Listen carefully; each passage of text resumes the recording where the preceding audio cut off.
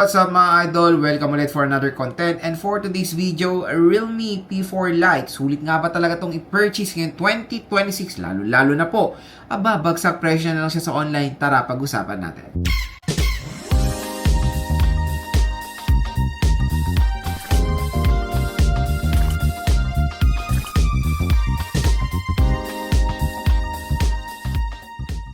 So for today's video mga idol, another quick review na naman tayo dito sa isang napaka-hot na smartphone ngayon ni Realme, ang Realme P4 Lite. Lalo na magsisale na naman, pag-usapan natin to dahil grabe, sobrang binagsak ang presyo nitong si Realme P4 Lite.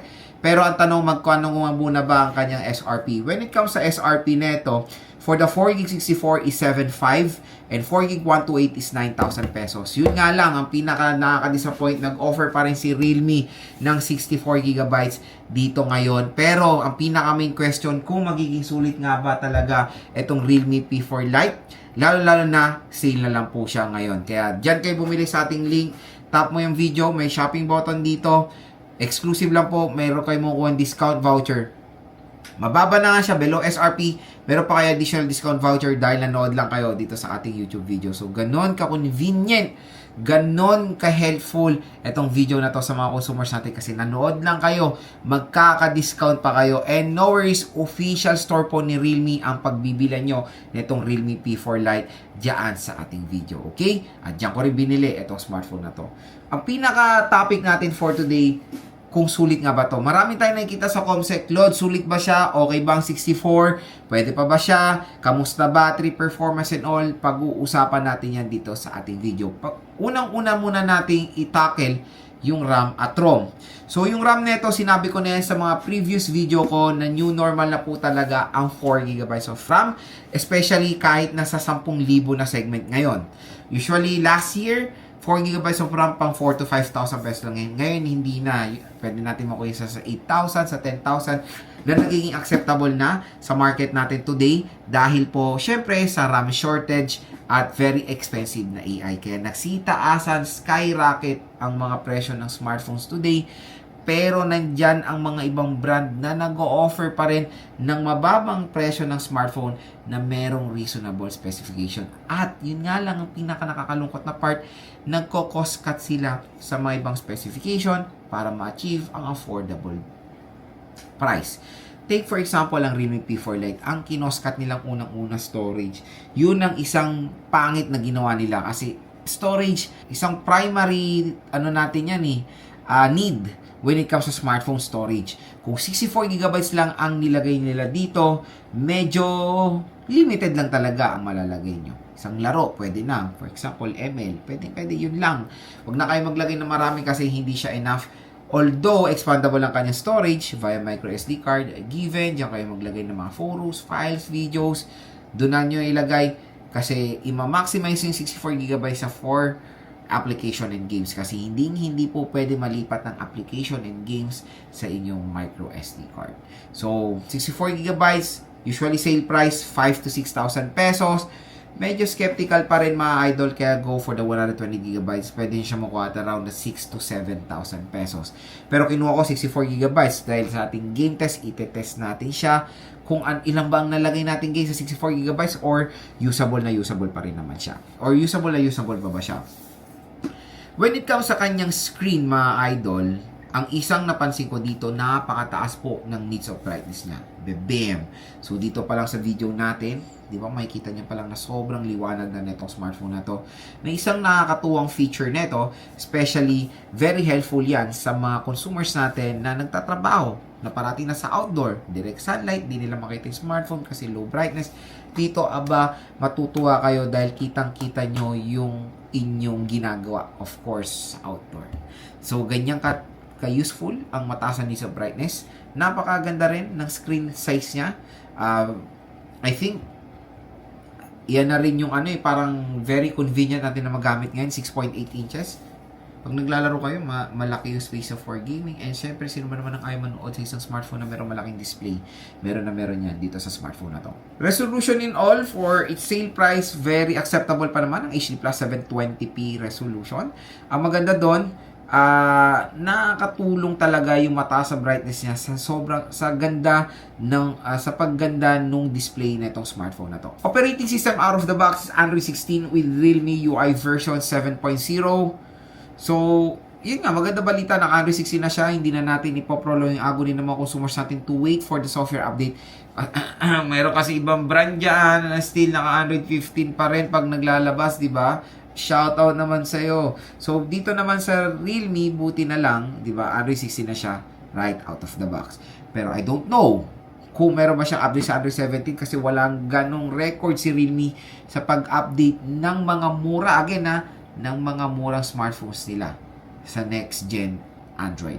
Pero kung Android 16 man to, hanggang dun lang siya, no worries, matagal po yang masosupport ng mga application, taon at taon nyo magagamit itong smartphone. At usapang processor, it is powered ng Unisoc T7250 processor. Yan na po ang talamak na processor na nakikita ko ngayon sa mga brands para ma-achieve ang very affordable na smartphone. And no worries, Unisoc T7250 ay isang chipset na maaasahan mo sa budget segment. Pero kung makuha nyo siya sa 7,000, 6,000, medyo skeptical kasi marami pa ring mga ibang processor na mas better like G100, G200, Dimensity 6300, di ba? Pero kung makuha nyo siya ng 5,000 or 6,000 pesos below, pwede naman ang Unisoc T7250. Performance-wise, wala akong marereklamo sa T7250, hindi po mabagal na processor yan.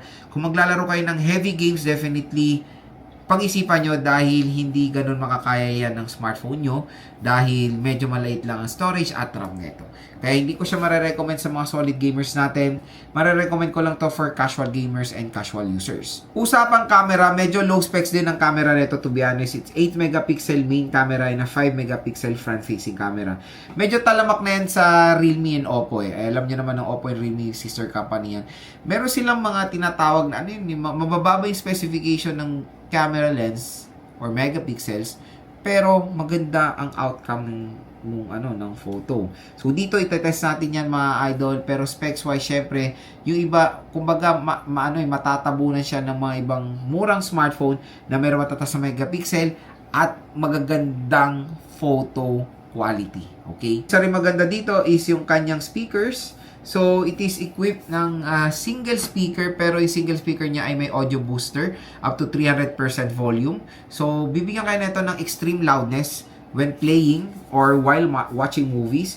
Pero syempre, since single speaker to, meron tong disadvantage. Hindi ganun kaganda yung bass quality dahil isa lang po ang kanyang speaker. Pinakapapaldo kayo dito, battery. Ito yung main advantage or pinagmamalaki ng Realme dito sa at yun yung kanyang battery capacity. Yung P-series, first time po yan lumabas dito sa Philippines.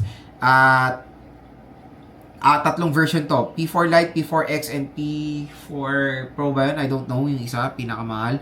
Pero yon 7,000 nagsimula sila at grabe halimaw yung ganyang battery capacity. So, expect nyo na sobrang matagal din malubat itong smartphone na to at very, very helpful to sa mga consumers natin na naghahanap ng isang smartphone na merong paldo na battery. Kasi yung ibang consumers natin ginagamit sa trabaho, all day nilang ginagamit yung smartphone, walang tigil. Ito na ang masusolusyon nyo dyan. Paniguradong abot to na isang araw kung ganyan lang ang mga basic tasks na ginagawa nyo sa smartphone. Pero ito, ang pinaka nakakalungkot na part, medyo mababa po charging rate, 15 watts. Oh wow, my gulay. 15 watts, 7,000, ilang oras. Siguro mga 3 oras bago nyo ma-full charge yan. Pero yet again, yung mga ibang consumers, mas importante yung matagal malobat para sa kanila. Nag-a-adjust na lang sila sa mababang charging rate para ma-achieve yung merong malaking battery capacity. So, meron naman yan dito sa smartphone na to. Design in all, maganda. Simple, but elegant. Pero ito lang medyo weird. Tingnan nyo dalawa lang naman yung butas. Pero ang cutout ng jelly case, ang laki. Dahil siguro, para magmukhang, para magmukhang ganito, di ba? Pareho ng cutout, pero ito lang naman ng lente. May kamukha yung cutout, hindi yung camera. Pero when it comes to camera design or overall this ergonomics nito, nakakatuwa. Kasi 7,000 mAh battery capacity siya. Pero na-maintain niya yung gaan, na-maintain niya yung pagka-slim, Hindi siya ganun kataba for a 7,000 mAh battery capacity. At ang ganda ng feel niya sa kamay, matte finish siya na smartphone at hindi po siya ganun kadulas naman. Pero kung gusto niyo talaga na hindi madulas, i-grab niyo yung jelly case, ilagay niyo para mas convenient nyo maggamit ang inyong Realme P4 Lite. So yun mga idol, so ang pinaka main question, Lord, sulit po ba talaga to? Kung makuha nyo ng sale price, definitely sulit siya.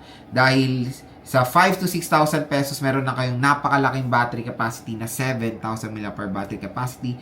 Reasonable processor, large display, malakas ang speaker. Kaya kung interested kayo dito, I suggest go for the 4GB 128, mas better. Pero kung talagang said na 64GB, yun. In isang way, expandable ang storage via microSD card, pero uulitin ko, hindi nyo po malalagay ang games and applications sa SD card. Mga Forus files lang yan. So yes, expandable naman ang kanyang storage, pero syempre maliit pa rin ang 64GB ngayon. Kaya parati ko i-push, go for the 120GB. I think 1,000 lang naman ang difference sila. Doon na lang kayo para mas ma-maximize nyo itong smartphone na to. So again mga idol, kung interested kayo sa Realme P4 Lite, yung link niya nandito sa ating video. Pag tinap mo yung video, may shopping button dito. Mura at bagsak presyo lang mo ko dyan ng Realme P4 Lite. Grab yours now. Hanggang sale, hanggang mura pa dito sa ating link. Dahil makakuha pa kayo ng additional 1 to 2,000 pesos discount voucher dito sa smartphone na to. And sana po mga idol, nakatulong ito sa inyo kung nag-decide kayo bumili na itong Realme P4 Lite.